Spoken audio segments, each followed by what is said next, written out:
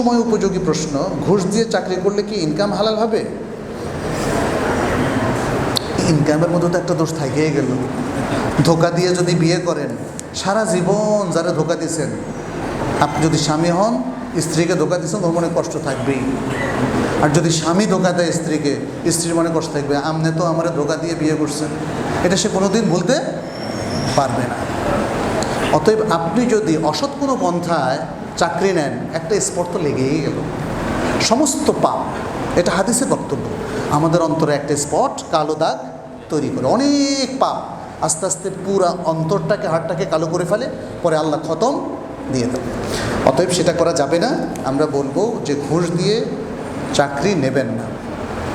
তবে ঘুষ দিয়ে যদি কেউ ওই পদের জন্য সত্যিকার অর্থে যোগ্য হন, যেটা এখন শুনতে পাচ্ছি, অনেকে কী করুন, উনি ইন্টারভিউ বোর্ডে ফার্স্ট হয়ে গেছে, এখন পদটা কিন্তু এখন নিয়ম অনুযায়ী, সমস্ত রুল অনুযায়ী কার প্রাপ্য? তারই প্রাপ্য। ভাইজান কিছু টাকা লাগবে, 5 লাখ টাকা দেন, আপনার চাকরি হবে। না দেন, সেকেন্ড পার্সন চলে আসবে।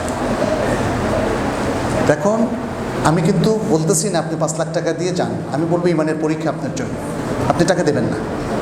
কিন্তু যেই ব্যক্তি যদি একবার কোনো কারণে ঘুষ দেয়, তার সারা জীবনের ইনকাম হারাম হবে না। এখন আপনি বলেন পাইছি, মনজুর-এ-এলাহির একটা ফতোয়া পাইছি, এবার ঘুষ দিয়ে ঢুকো, আমি কিন্তু সেটাকে জায়েজ বলিনি। কিন্তু কেউ যদি করে ফেলে, তার উত্তরটা দিয়েছে, কেউ যদি করে ফেলে, যত পাপই করুক না কেন, তওবা করলে কি মাফ হয় না?